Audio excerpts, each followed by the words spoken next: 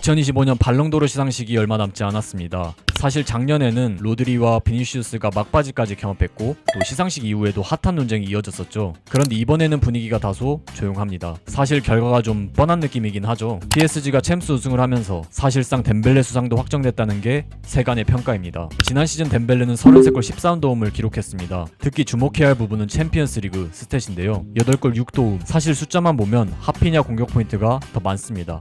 하지만 스탯을 깊이 들여다보면 관점이 또 달라집니다. 먼저 덴벨레는 모든 라운드에서 공격 포인트 기록에 성공했습니다. 또 토너먼트 공격 포인트 대부분이 결승골 또는 결승 도움이었어요. 참고로 이 숫자는 PSG 역사상 챔스 최다 공격 포인트라고 해요. 그리고 간혹 에이스들이 결승에서 침묵하는 경우가 있죠. 하지만 덴벨레는 결승에서 2개의 도움을 기록해 PSG 트래블의 완전한 중심에 섰습니다. 만약 월드컵이나 유로, 코파 아메리카 같은 대회가 있었다면 예측 흐름이 달라졌을지도 모릅니다. 3년 전 다들 홀란드를 기억하실 겁니다. 이적하자마자 각종 기록들을 깨부수며 FA컵, 프리미어리그 우승, 또 맨시티의 오랜 수건 사업이었던 빅이어 획득에도 상당한 기여를 했죠. 하지만 이런 홀란드의 활약도 메시의 월드컵 우승 앞에서는 한 수 접고 들어가야 했습니다. 이와 달리 지난 시즌은 메이저 대회가 없었기 때문에 챔스 활약에 더 많은 가중치를 줄 수밖에 없습니다. 물론 당시 홀란드 발롱 실패는 이것 때문만은 아니었습니다. 맨시티 선수들 사이 표가 엇갈리며 집중도가 분산됐죠. 그리고 이 양상은 이번 발롱도르에서도 비슷합니다. 이번에 포디움에 유력한 하피냐와 야말 둘 다 바르셀로나 소속이죠. 표가 나뉘면서 덴벨레 수상 가능성을 높이고 있다는 분석입니다. 덴벨레가 발롱도르를 타는 순간 축구 전설들과 어깨를 나란히 하게 됩니다. 역사상 챔피언스리그, 월드컵,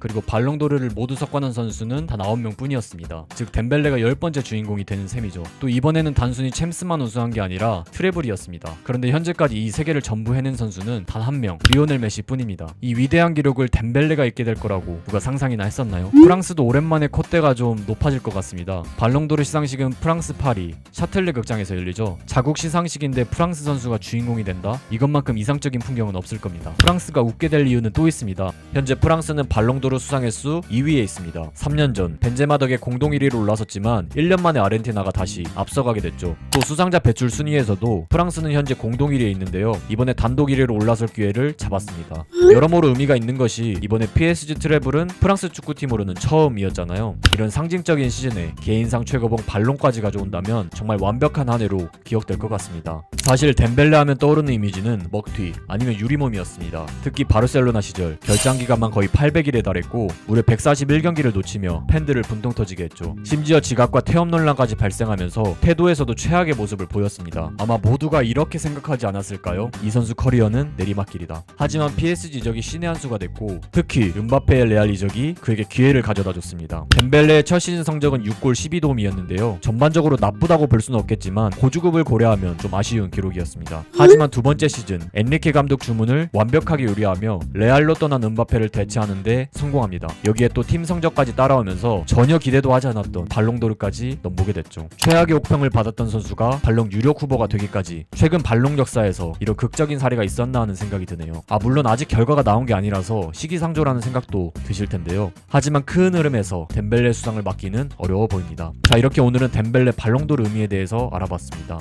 첫 롱폼 영상을 도전해봤는데 다들 어떻게 보셨을까요? 영상에 대한 피드백 그리고 앞으로 다뤄줬으면 하는 주제가 있다면 댓글로 남겨주시기 바랍니다. 감사합니다.